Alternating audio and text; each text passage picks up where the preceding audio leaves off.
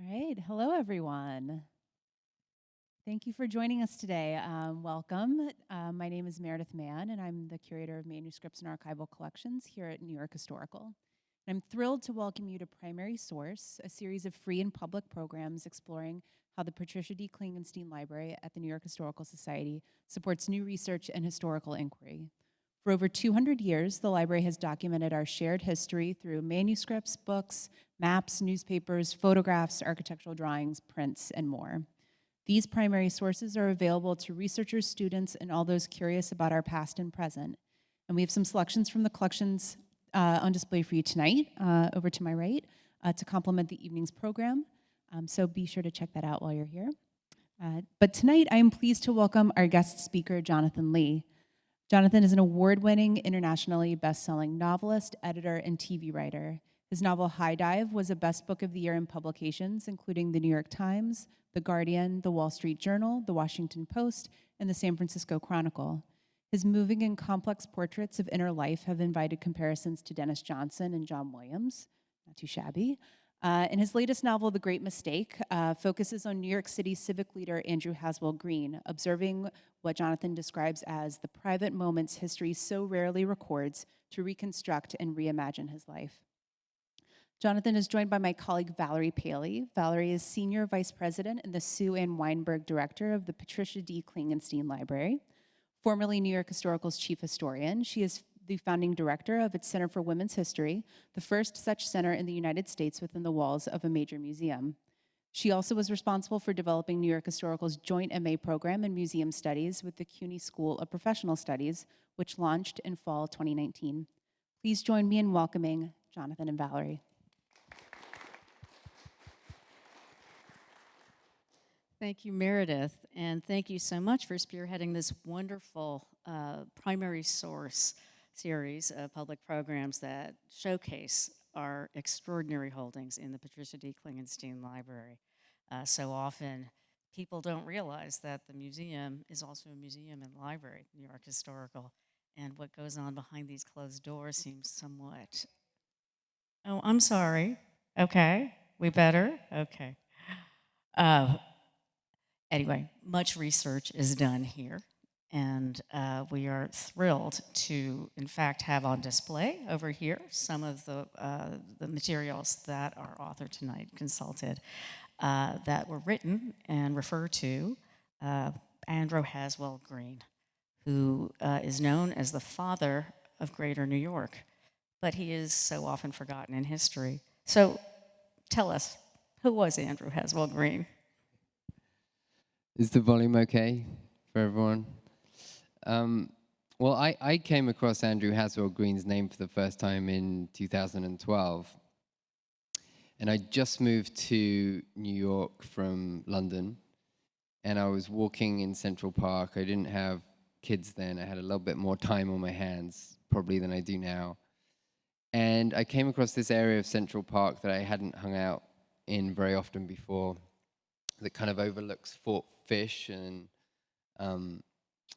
it was an interesting area, and it was a hot day, and I remember kind of sweating and kind of looking for a bit of shade, and then seeing the one place to sit down was this stone bench surrounded by trees, and I came over to it, and engraved on the bench were the words, in the memory of Andrew Haswell Green, father of Greater New York, creating genius of Central Park, 1820 to 1903, something to that effect. And I just remember thinking it was a big claim, father of Greater New York. And I suppose, if anything, I thought, well, you know, even though I'd read into New York history a little bit, just as an enthusiast, as a new arrival in the city, like I just sort of assumed people knew who he was, and I didn't know. And so, kind of out of a mix of curiosity and wanting to cover up my ignorance, I took out my phone and kind of opened a new window and started looking into his life. And I didn't find out that much, but slowly discovered that, you know, he was this 19th century civic planner, as you know, who you've studied, who died in mysterious circumstances in 1903. He was shot dead on his doorstep on Park Avenue on Friday the 13th of November, 1903. And in his 83 years of life leading up to that point, he had been essential as a kind of civic planner and publicist in the old sense of the word to the creation of Central Park, the Metropolitan Museum of Art, the American Museum of Natural History, the Bronx Zoo, Morningside Park, the consolidation, the merger of Brooklyn and New York into one city, which the New York Times at the time called on its front page the great mistake of 1898. And I just got a little bit obsessed and started researching him more and more. You have written, The Great Mistake is in part a novel about how history is made, what is remembered and what is forgotten, and the beauties but also dangers of narrative. Now, you're accustomed to adapting fact into fiction. Tell me a bit about your process. Yeah, it's that sounded rather grand, that quote. It there. is grand. I love to work from like a framework of fact. I think some novelists are really good at just making things up, and I'm good at making things up when there's some framework of fact to kind of imagine myself into. And I love kind of the gaps in the facts and pushing into those where I can. And I also find that another good reason to write historical novels or novels based on real events is that, you know, most people assume that you're going to have the curiosity to get through writing a novel if you just pick any given subject. But the fact is, because it takes years, I don't really want to be like writing what I know. I want to be writing what I want to know about instead. I want to be learning and researching while I'm writing. I guess I could write something really autobiographical about, you know, a nasal British American guy in upstate New York, picking deer ticks off his kids, but I don't need to spend time imagining that because that's my life. So I prefer to disappear into other stories, and his is a good story, I think. It's interesting. After reading your book, I looked at the gates, the different gates of Central Park in a very different sort of way. And you name each chapter after these different gates, which I never really paid attention to before. And those are Green's concoctions, these different types of I the think Children's Gate, the Engineer's Gate, the Mariner's Gate, etc. Yeah, when he was the Central Park Commissioner, they came up with the gate name system as a group. But I know that some people in the group felt strongly that the gate should be named after different noble families in New York. And there was the idea, even then, of course, of sponsoring gates and having names and so forth.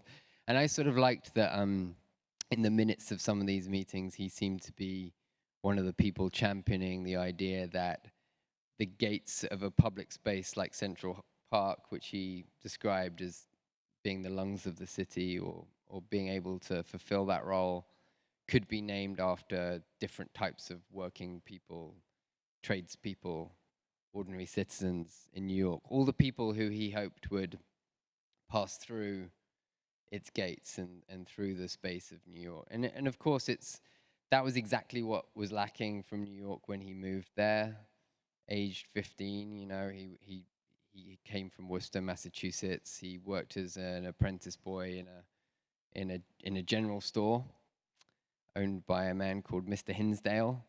When he was 15 years old, that was his first job in Manhattan. And he loved to walk and he loved to read, as you know. And those things didn't really come for free in New York at that time. You could buy tickets to walk through a pleasure garden. You didn't have the money for that. And all the libraries were private.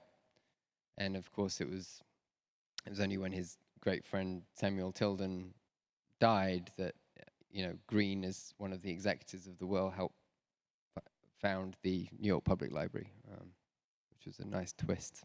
We'll get back to Tilden in a moment because I do want to go into that story. But I went through the Children's Gate on my way to work today and thought about it very differently. And I wonder, it is such a New York City book. Did you get your inspiration by walking the streets and looking for vestiges of Andrew Haswell Green in the built environment? I wish it had been kind of that romantic. I think when I embarked on the book, I thought there would be more of that. And certainly, I mean, one thing was, there was so many papers that I was going through. It felt like a very domestic process, more of a private space process than a public space process. Even though he was a great creator of public space. But when I would allow myself to get out and walk around Central Park or see the facades of some of the buildings that he wrote about, it was interesting. The lights are always changing, the seasons are always changing, the surrounding skyline and the people crossing those buildings are always changing. And so in that way, the city does feel like a kind of fiction that's rewriting itself all the time, and it's constantly reminding you that your research is kind of for naught because it's always changing. And one of the big struggles I had when I was writing the book was that I was trying to tell the span of his life through small moments, and the city was changing so fast, obviously, at that time, that it's like you spend your months doing your research into the 1830s, and then there's the chapter on the 1840s, and it's totally different, Um, I'm fascinated by the story, of Andrew Haswell Green and how important he was to the city as we know it, the consolidation of the 5 boroughs, Central Park, some of the cultural institutions that you mentioned. I believe that in his day he tapped into the zeitgeist, which was at that point this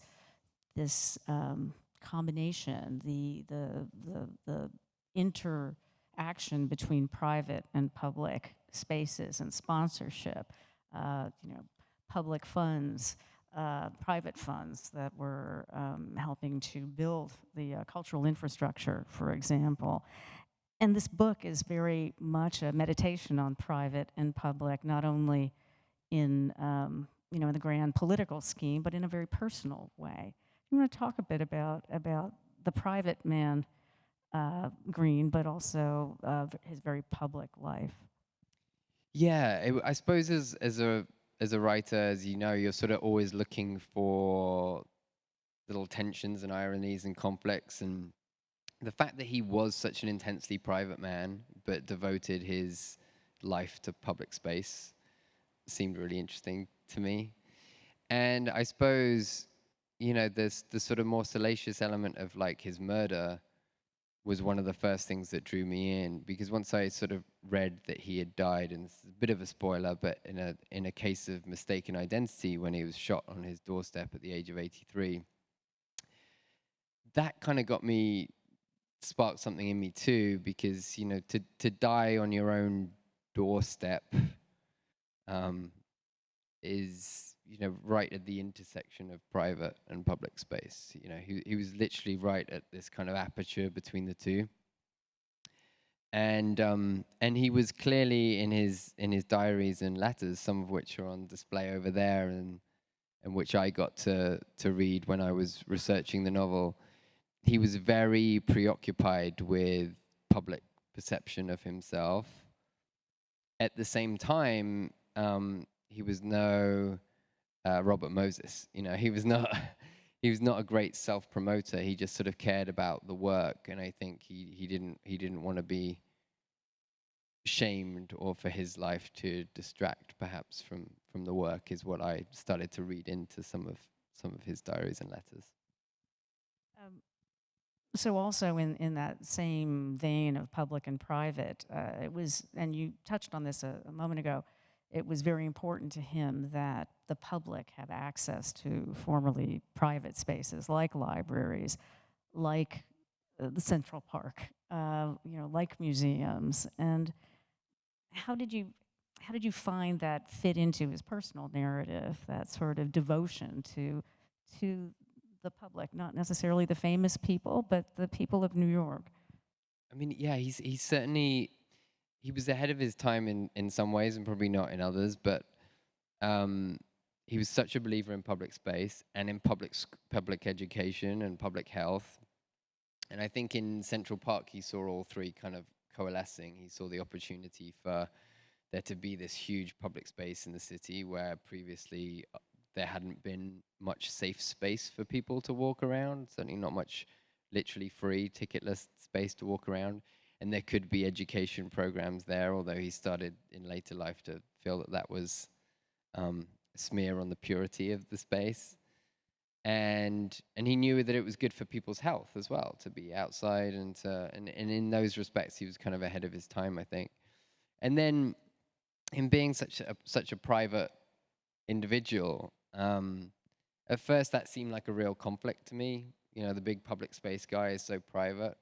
But then I think about, you know, what I'm looking for, why I love Central Park or an outdoor space. It's sort of a place to be alone without feeling so alone, you know, and you get isolation, but you also have the company of all these kind of passing lives. So you get this sort of invisible accompaniment to your life, you know, when you're in those spaces. And that's kind of the feeling I get from reading good books as well. That kind of that feeling of invisible company, but you get to be alone as well, you know, which for an only child like me is great. And I think that's partly what he saw in the park, in public spaces. He could disappear a little bit, and in his obsession with reading, which, as you know, kind of came after a letter from his sister that remarked that when he was a teenager that he would never be an elegant man on account for his distaste of reading. So he got himself some spectacles a couple of years later, and he started reading. Started reading big time. Um, let's talk about books and reading and libraries, and more generally, the work you did right here in this reading room. Uh, Books are indeed central to Green's story. They're aspirational, they're modes of connection with other people. How did you find his shift in the way he approached reading so integral to his development as a person? Well, it seemed like, you know, in some ways he seemed like on the outside like a man of small appetites. You know, he didn't seem like he wasn't the guy who was going to order like an extra dessert just because he felt like it, you know. But at the same time, he clearly wanted to be successful, and he had something driving him, and he was preoccupied with this idea of greatness. And I think he saw reading as this sort of self-improvement, this self-education. I don't think he loved being shipped off by his family to work in a general store as an apprentice to bring some money into the dignified but ailing Green family home. And he sort of saw it as a way to climb the ladder. And then he met Samuel Tilden, who became his great friend, and they founded this law practice together. And so reading was kind of his means of self-improvement, I guess, but also you could tell that he just loved disappearing into books. And I loved sitting here in the New York Historical Society Library in the early stages of researching the book and seeing these long lists that he would write in his diaries of what he'd read that week, you know, Webster on eloquence and Milton's sonnets, and he would just list them all out, and then I would, you know, if I hadn't read any of that, I would go back to it, and I'd wonder why he was so curious about reading those things. And it was a great window onto his life, even though it was, you know, partly an imagined life from my perspective, because there were so many gaps. But the gaps are fun, you know. Well, let's talk about some of those gaps and his relationship with Samuel Tilden in particular. We discussed this a little bit before the program. Tilden and Green were extremely close, and yet there are so many gaps in the archive. We can only discern from the sins of omission what might have transpired between them. You do go so far as to make it a somewhat romantic relationship that they shared. And I would tend to agree with you, knowing what I know from my own research. But how did you decide to go there? I sort of, like most decisions in a book, I feel like it crept up on me somewhat. And the more I was sort of reading what he'd written and reading around it, I'm kind of always looking for the central relationship. I feel like sometimes people say that the key thing in a novel or TV series or film is like who's the hero, who's the main character, and of course that really matters. But I think even more important than that is like what's the central relationship. So I sort of came to the conclusion that the central relationship of Green's life, a man who never married, whose best friend seemed to have been Samuel Tilden, their relationship having these highs and lows, these intimate moments, these sections in the diary over there where he sort of says, oh, you know, I hung out at Tilden's private rooms and we spent the night reading about this and that and such a scandal and how and I sort of just came to the conclusion that although I wasn't going to dramatize any sort of physical relationship, they seemed like the central event in each other's lives, or at least from Andrew's perspective. It seemed to me that the person at any one point who he cared most about and whose opinion he cared most for was Samuel Tilden. Yeah. Tilden, of course, being the great lawyer who broke Tammany Hall and brought down Boss Tweed and became governor and ran for president of the United States and actually won the popular vote, but lost the election. So extremely important politician. But I wonder also, and you cast it this way in the book, if Green's desire to better himself was partly to make himself worthy of Tilden. Yeah, I think there may be some of that. And I think what's nicely complicated about it is that I think also his desire to better himself pushed him towards someone like Tilden. I don't think he knew many people like Tilden when he was young, you know, that kind of high flying family on his way to being a very high flying lawyer, you know, family connected with the Van Burens, you know, presidential and vice presidential stock, you know. And it's interesting to speculate, like we all meet these people in our lives where it's like you realize in a conversation that that person could really do something for your your career or your prospects, or you know, especially in his situation where he doesn't have much money, he doesn't have seemingly have that much going for him when he meets him. So I think there's an element, and I guess there's a moment in the book where he sort of almost not a confidence scam, but he engineers things in a way that he will impress upon Samuel Tilden the fact that he would be a good law partner for him. Did you make up that story about the gambling debt? I totally made it up. I totally made it up, but it came from like a genuine question I had of how is it that Tilden at one stage seemed to have told him that he didn't want to go into a legal practice with him, and then a couple of years later, after Andrew Haswell Green had come back from Trinidad, it happened, and I just found myself wondering what happened in the interim. Do you want to tell the audience just briefly what you made up?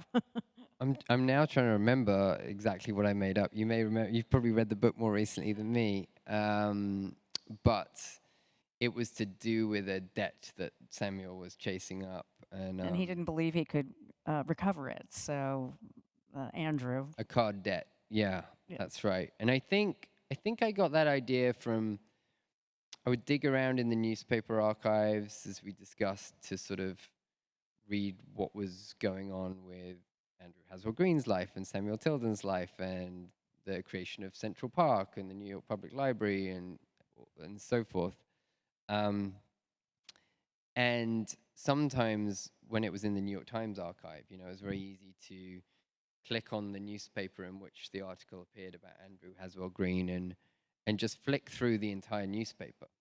And I sort of got in the habit of doing it virtually on my screen, back to front, and just looking for like the smaller articles.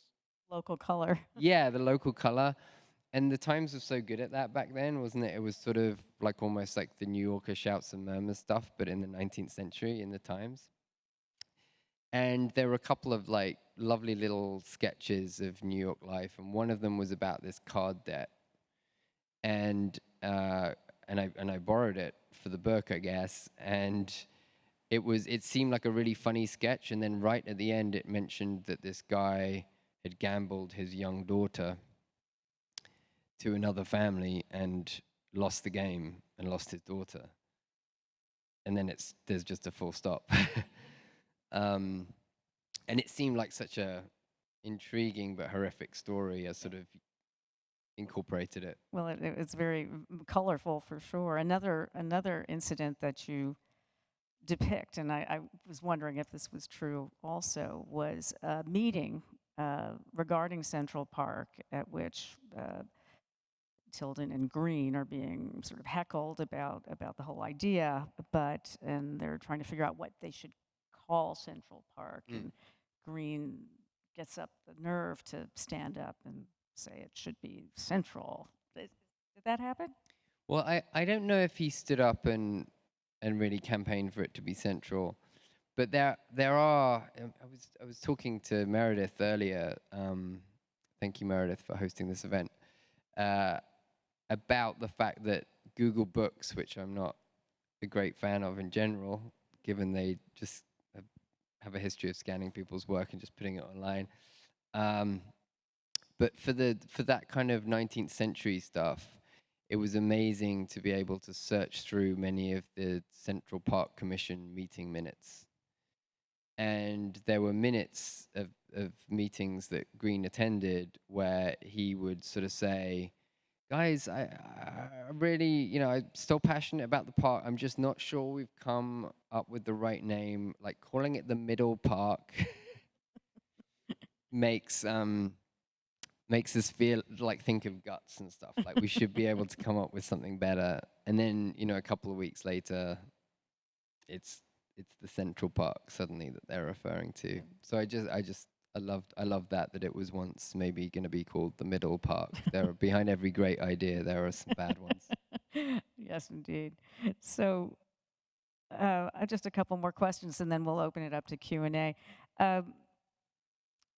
It's interesting how the narrative goes back and forth between what is the present, the investigation into the murder, and the sort of flashbacks to Green's life. Why did you choose to make the murder so central to the way you framed the narrative? I started with it partly because I thought it was intriguing, and Well, the fact that the father of Greater New York, that everyone should know, was killed in a case of mistaken identity is just so ironic, right? yeah, and the book was, you know, I have a hard time with titles, but with this book, I decided from the outset it was called The Great Mistake, and that was a great relief that it was going to stay the same title. And so to start with the great mistake of his murder, one of the many mistakes in the book, seemed appropriate. It was also, you know, it was my way into his life was his death. I think if I hadn't got intrigued by his murder, I don't think the fullness of his life would have unfolded to me. I don't think I would have spent the time researching him that I did.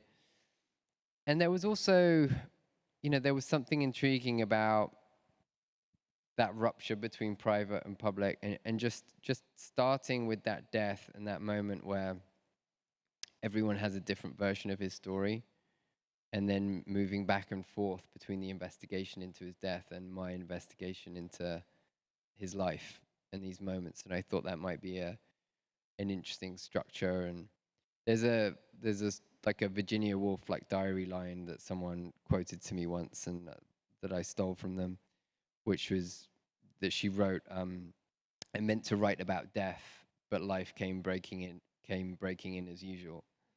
And it sort of felt like that. It was like, oh, I set off thinking, oh, this will be the story of his murder, and then his life became more interesting to me kind of as I went along. Definitely. But it's a very good framing device, too, though. It keeps the narrative moving very, very rapidly and also very almost cinematically, I think.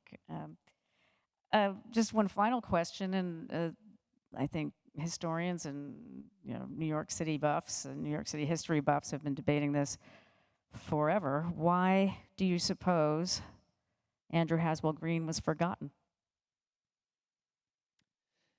What is it? It's interesting, isn't it, when we've got the Robert Caro papers being readied over there. You know, the papers behind his amazing book, The Power Broker, about Robert Moses, and I suppose Robert Moses, you know, their lives overlapped by just a few years. I was talking earlier whether it was possible that like a 13-year-old Robert Moses ever met Andrew Green before he died, but you know, both had such an impact on the city and its institutions. I think Andrew Haswell Green had a rather more positive impact in some ways, many ways. But yeah, I suppose like Robert Moses, like I used to say that like if Andrew Haswell Green had a dating profile, it would be like if you hang around for 10 years, like I might get used to you. And I think if like Robert Moses had a dating profile, it would be like, look at me, I'm fucking fantastic. Also, I'm really great at tennis. Parents love me, pets, animal, you know. One was a much better self-publicist than the other. And I think there's something in the pathos of Green's story of kind of dying alone and his one true champion, Samuel Tilden, having already died. Which just speaks to that sense of, you know, collective memory, lasting memory of a name starts with individual memory. And I think there weren't that many people around left to remember him. And I was just having a fascinating conversation with someone who is from Worcester, Massachusetts, where he was born, and he was saying that, you know, maybe until the book had come out, like lots of people just, you know, were relatives of Green, but had no idea that he'd done anything of note, which is sad and fascinating. Well, I like to think that the New York City that Tilden and Green left behind, the big legacy of the New York Public Library, for example, Central Park, et cetera, is in many ways their child. Their friendship spawned this extraordinary city that we know today and appreciate. So, any questions from the audience? Wait for the mic, if you would, please. We have something over here. Do you have? Yeah, okay. When you talked about seeing the bench, my wife and I were walking during COVID, and we saw that bench, and I didn't have the curiosity that you did and didn't look it up. Then I started reading your book, and I said to Anne, oh my God, that's the bench, that's the bench. But the other part that intrigued me, which you haven't spoken about, is the detective work and how much of that was made up and how much of it, because the guy who kept doggedly after it was intriguing to me. Yeah, thank you for asking about that. And I'm glad other people go in, you know, bench mode sometimes, and it's like a RoboCop thing. Go straight for the bench. Yeah, so you know, in the novel, Green's murder is investigated by this guy, Inspector McCluskey. And I could not find out much about Inspector McCluskey, except for three things. One was that he definitely was on the murder case, and you know, the murder wasn't too hard to solve because they apprehended Cornelius Williams, the shooter, at the scene of the crime. But it did seem to take them quite a while to figure out that it was a case of mistaken identity, and that he had, you know, he was in love with this woman, Bessie Davis, who is a fascinating character in her own right, who did her own form of public work by having a brothel in Manhattan that lots of politicians passed in and out of, and made her one of the richest women in New York. She'd come up from absolutely nothing. But Cornelius Williams at some point seemed to have fallen in love with her, and that she had mentioned a Mr. Green in her life, who we're pretty certain was not Andrew Haswell Green. And Cornelius Williams had looked through this booklet called The City Directory, and had Of which found, we have many.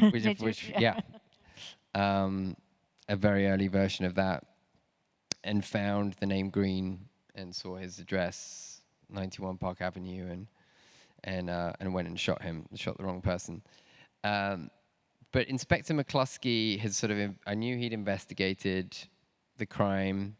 Then I found references to an Inspector McCluskey with the same first initial in newspaper archives, who was credited with putting the fear of God into criminals in New York's then Tenderloin district by rounding up lots of thugs on St. Patrick's Day. And he had a quote that was just like he was Bruce Willis in Die Hard. So I thought that was interesting. And then the other detail was an Inspector McCluskey was mentioned in articles about the Coney Island elephant Topsy that was electrocuted. Don't watch it. Thomas Edison's company was there filming in 1903 when this Coney Island elephant was electrocuted for being a mischievous elephant, and given like loads of cyanide, and it's crazy. And it was one of the first, like, the videos out there. It's crazy. But McCluskey was like, and I'm pretty sure it was the same Inspector McCluskey, but I can't be totally certain, was one of the police officers who kind of stood up and said, "This is crazy, guys. We're killing an elephant." And so he was accused of being an elephant sympathizer among his colleagues. And I thought, well, I really want to believe that that's the same Inspector McCluskey, even though it's probably not an uncommon surname. So it's a novel. It says it's a novel on the front of the cover, and that's gonna be my Inspector McCluskey. On the one hand, he can round up thugs in the Tenderloin district. On the other hand, he's an elephant sympathizer. Like, this is a guy I can get behind. Yeah. Over here.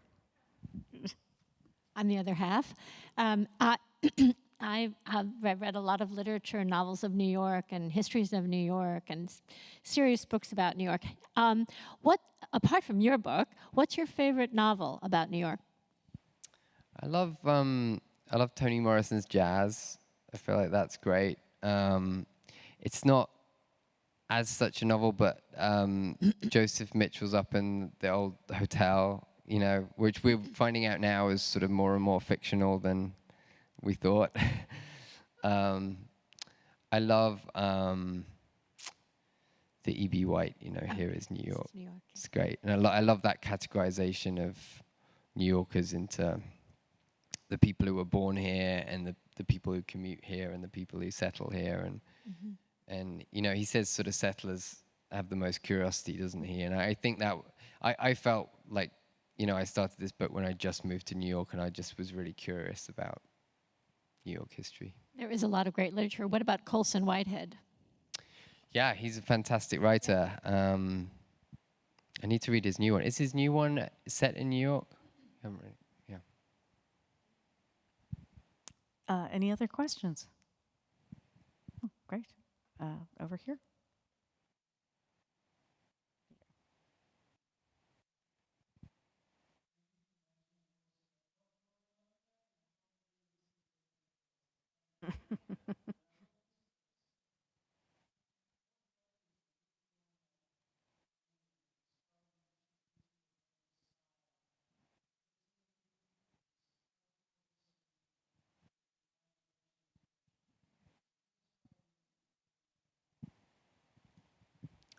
Thank you. Thanks so much. And thanks for your anecdote earlier about Worcester. That was really fascinating.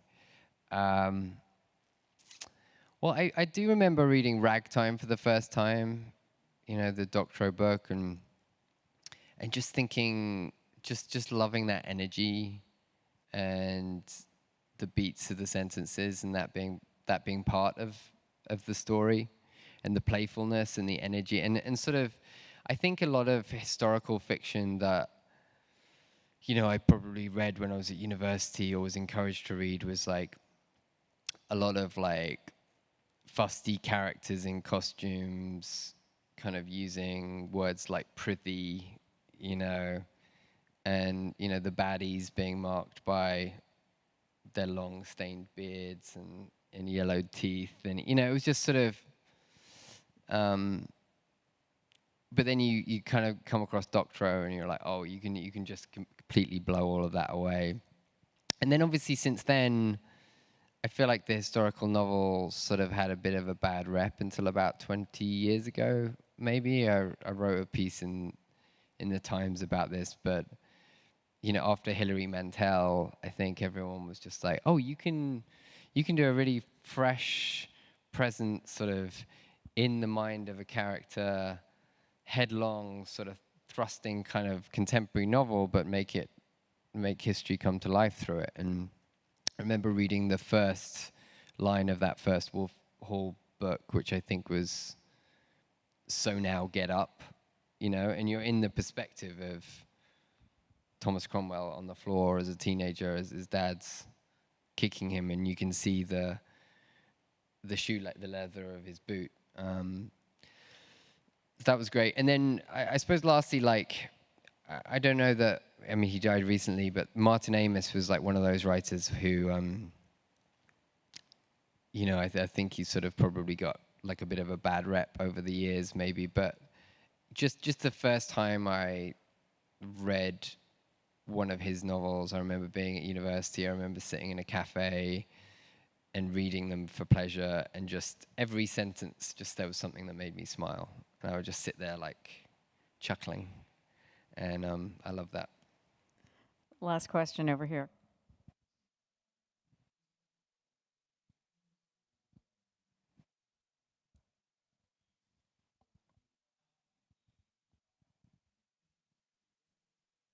New York between 1835 and 1903. It's almost like you couldn't imagine a set of years where there would be greater change. I mean, on some level, and I guess if you're to believe Caro, Moses comes in with a vision and has this vision that he embodies. But I don't know of anybody who's written anything about Andrew Haswell Green, because I guess what I'm trying to put together is this notion, did he have it? Because the vision that he would have had in 1835 could not possibly, unless he were just like an incredibly imaginative person, have fit the conditions of what he had in 1903. And did he have things going on? I mean, was this a vision? Was he responding to the city? You sort of get what I'm getting at? Yeah, it's a great question. I think my guess, and it is a guess, but I sense that he's sort of stumbled upon his vision slowly over time. And I think probably with lots of us, like if we tried to define our ideology at a given time, it would be a very difficult thing to do, and it's sort of a fluid thing. But that it starts often from like individual experiences and wants and needs. And I keep coming back to that thing that he, as you say, arrived in 1835, and he's 14 or 15 years old. He doesn't have any money. He's working 6 days a week as a shop apprentice. He's sleeping on his socks at night to try and dry them. Like he's not having a perfect time. And he loves to walk, and he needs to walk because his chest is bad. But there are very few spaces that he can walk, and he can't afford the ticket to these pleasure gardens. And so, you know, what was going through his mind at that time, I'm sure, like, you know, he's 14 or 15, I'm sure it's just me. But like, I wonder just over time when he realized that there was this explosion or this opportunity for an explosion of public work and consolidation in the city, and that he could get involved with that, and that it was unpaid work, and like a lot of the like gentlemen didn't really want to do it, but he could kind of become a gentleman by doing some of that work. I think he then allowed himself a bit to be led perhaps by his interests, you know, open space to walk, open libraries to read in and study in and self-improve through. And it's interesting also that, like, you know, his later writings in the 1870s, he gets obsessed with, it's all about consolidation. It's all about linking spaces. And it's partly like, you know, he had this reputation as being a bean counter when he was the controller of New York. Like, he was like, it seems like a serious waste that Westchester has its own like municipal budget here, but like they spend on these things and we spend on those things, and we can consolidate. And if Brooklyn was connected to the existing city of New York, there would be savings there. And then, you know, from there you get a philosophy of like putting up bridges, building roadways, widening avenues, increasing access. But I wonder if it starts with those really like narrow individual concerns.